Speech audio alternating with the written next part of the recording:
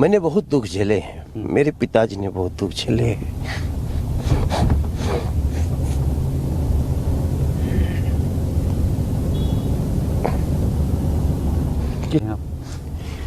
नहीं, हम लोगों ने गरीबी देखी है।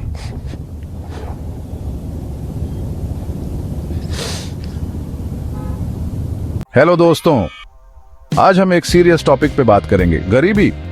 मैं आपको दुनिया के 15 सबसे गरीब देशों और उनके इकोनॉमिक स्ट्रगल्स के बारे में बताऊंगा। चलिए शुरू करते हैं। सबसे पहले साउथ सूडान। इसका जीडीपी पर कैपिटा लगभग 455 है और ये देश 2011 में अपनी इंडिपेंडेंस के बाद से ही स्ट्रगल कर रहा है। पॉलिटिकल इंस्टेबिलिटी और जातीय कॉन्फ्लिक्ट ने इसकी इकोनॉमी को क्रिपल कर दिया है। स्वास्थ्य और शिक्षा जैसी बेसिक सर्विसेज लगभग ना के बराबर हैं। अगला बुरुंडी।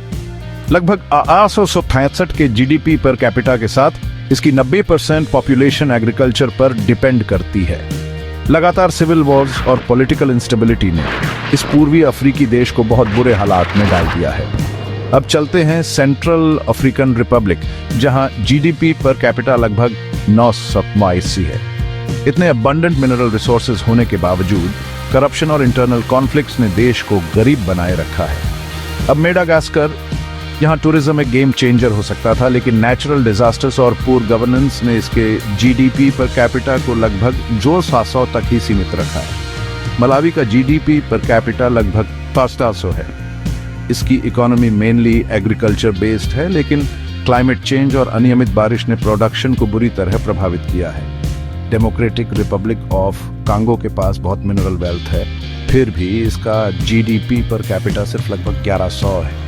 करप्शन और इंटरनल कॉन्फ्लिक्ट्स इसके मेन कल्प्रिट्स हैं। नाइजर में 900 के जीडीपी पर कैपिटा के साथ क्लाइमेट चेंज ने एग्रीकल्चर को बहुत नुकसान पहुंचाया है। वीक हेल्थ और एजुकेशन सिस्टम्स इस क्राइसिस को और बढ़ा देते हैं। मोजाम्बिक नेचुरल रिसोर्सेज में रिच है, लेकिन मिसमैनेजमेंट और नेचुरल डिजास्टर्स इसके जीडीपी पर कैपिटा को लगभग 1400 पर रखते हैं। लाइबेरिया की इकोनॉमी अभी भी सिविल वॉर से रिकवर कर रही है और इसका जीडीपी पर कैपिटा लगभग 1700 है।